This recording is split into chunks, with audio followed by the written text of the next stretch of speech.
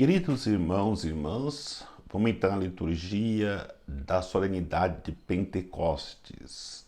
Com a solenidade de Pentecostes, nós terminamos o tempo pascal.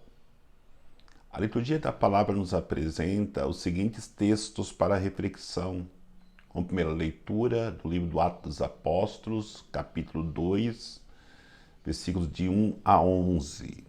O salmo responsorial é o Salmo 103, como segunda leitura da primeira carta de São Paulo aos Coríntios, capítulo 13, versículo de 3 a 7, depois versículos de 12 a 13.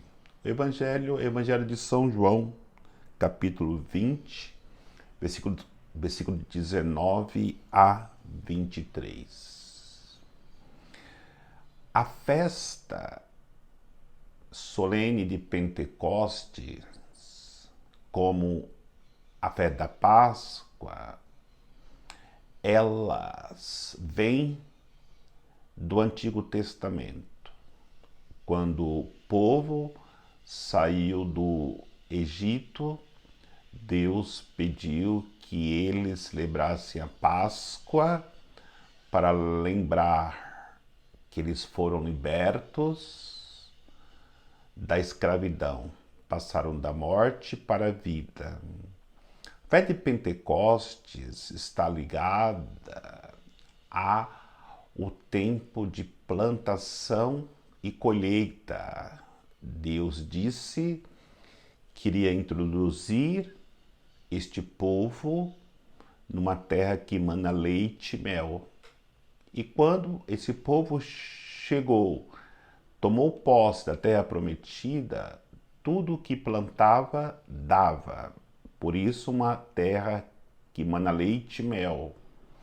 E aí foi instituída a festa de Pentecostes, para lembrar sempre que Deus havia concedido para eles essa terra que, ao plantarem, poderiam ter certeza de uma boa colheita.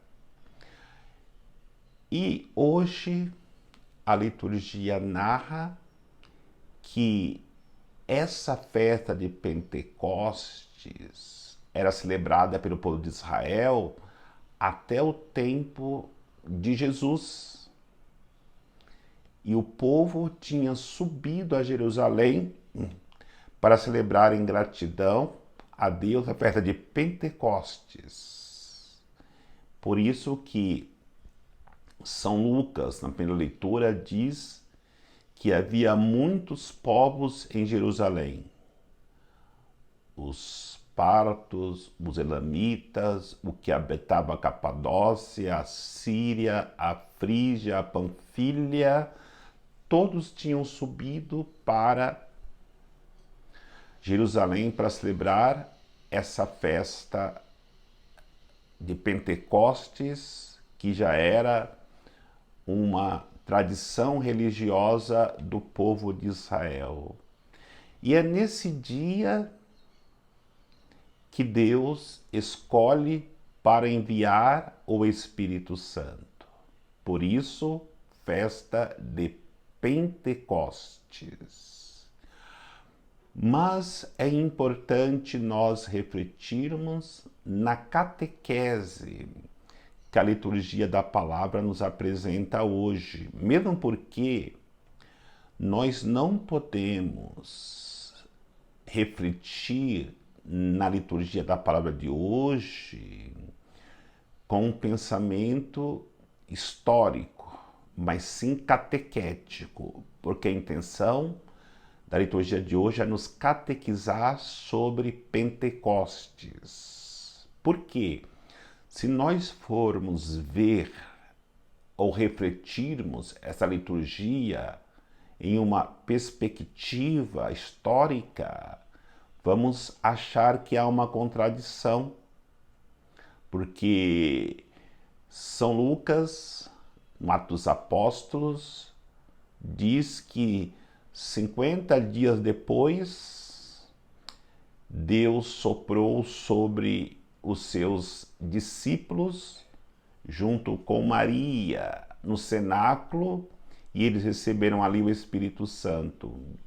Enquanto que o Evangelho de São João vai dizer que Jesus, logo depois que ressuscitou, entrou onde estavam os discípulos e disse: recebei o Espírito Santo. Por isso que temos que refletir numa perspectiva catequética. E nesta catequese, no dia de Pentecostes, nós temos 3 grandes catequistas. Na primeira leitura, temos o catequista São Lucas, no Atos Apóstolos. No segundo momento, temos o catequista Paulo, nos ensinando na carta aos Coríntios. E no Evangelho temos o catequista São João. No Atos dos Apóstolos, o catequista São Lucas nos ensina que naquele dia Deus enviou o Espírito Santo. E enviou o Espírito Santo para que todos pudessem receber esta força para testemunhar o nome de Jesus.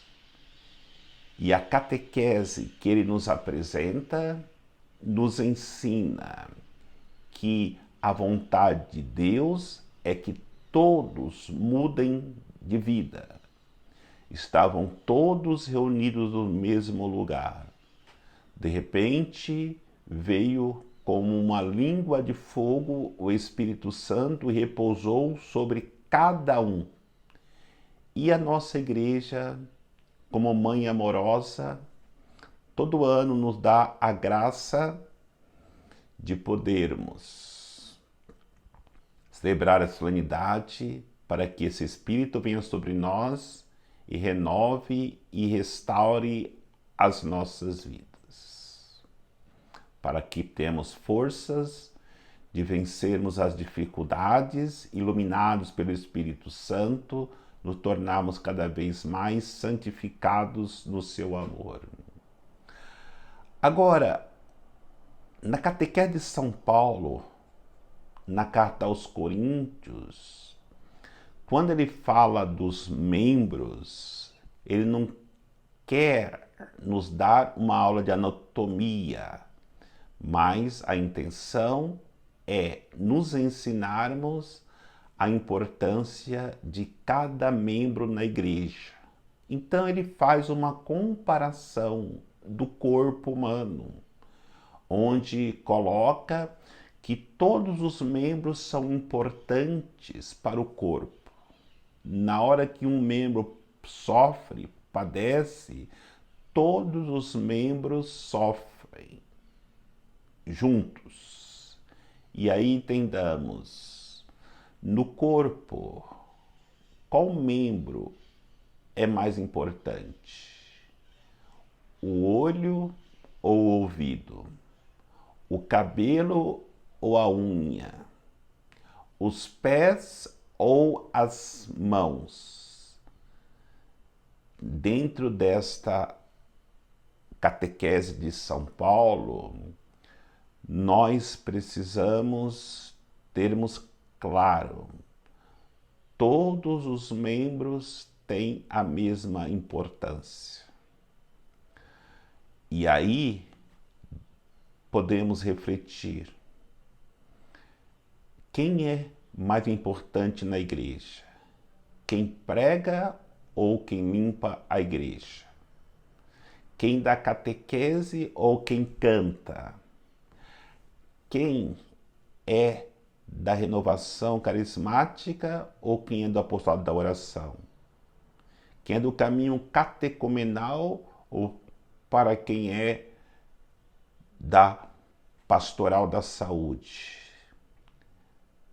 Todos são importantes e têm a mesma importância no corpo.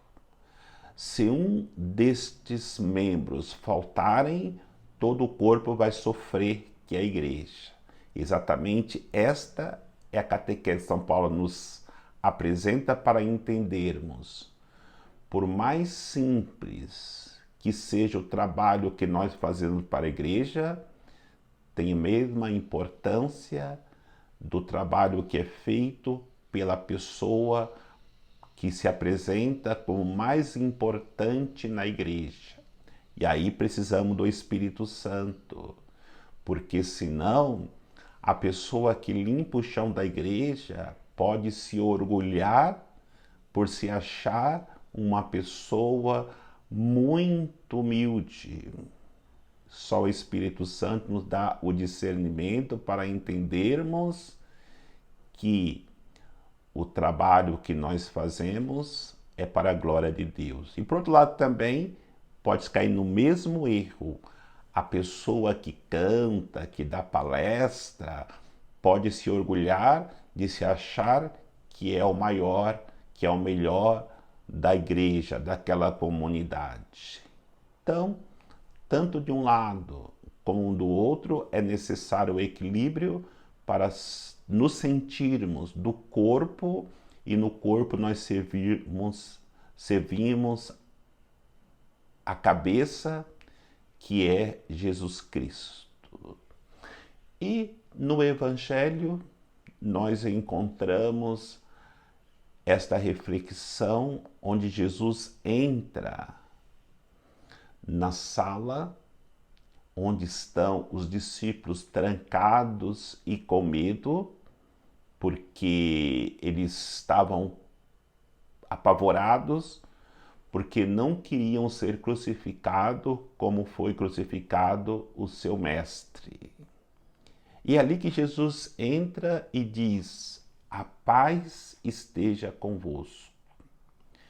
E quando Jesus diz a paz esteja convosco, não é somente com a preocupação de consolar os discípulos amedrontados, mas a preocupação de Jesus era animá-los para que eles pudessem ir e realizassem a missão. Jesus estava preocupado exatamente com a igreja que precisava sair e precisava de pessoas curadas das suas feridas, dos seus medos, dos seus traumas para realizar a obra.